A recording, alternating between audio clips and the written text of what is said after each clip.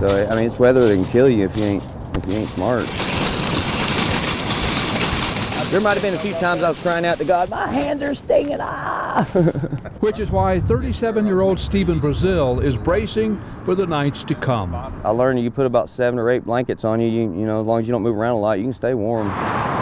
He lives in a culvert on the Santa Cruz, a 3-year Army vet, a carpenter who lost a 7-year construction job in Texas.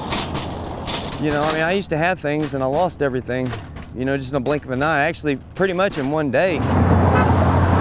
And that blink of an eye has brought him to Tucson and wondering what went wrong. Yeah, I think to myself, you know, I look at this cart and these blankets, it kind of chokes me up a little bit. You know, I know my colors are brighter than this. But until those colors do get brighter, he's reduced to this. Which might be $50, $60 a day for a few hours of standing, but people don't realize it's embarrassing, it's degrading.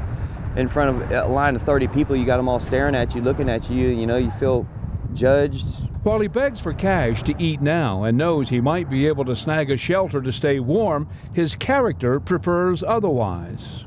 I really don't care for shelters too much. I'm not down in any of them, but I'm just one of those independent people like to kind of be by myself. Being in big groups kind of make me nervous a little bit.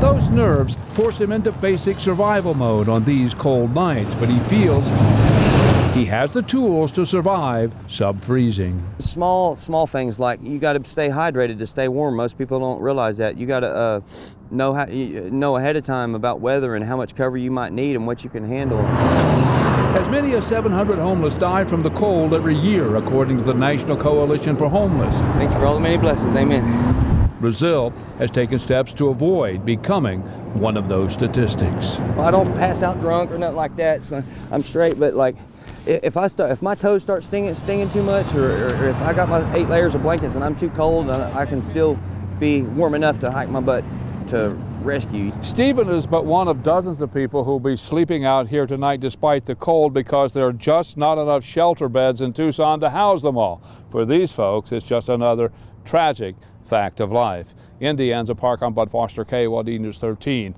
live local 8 breaking.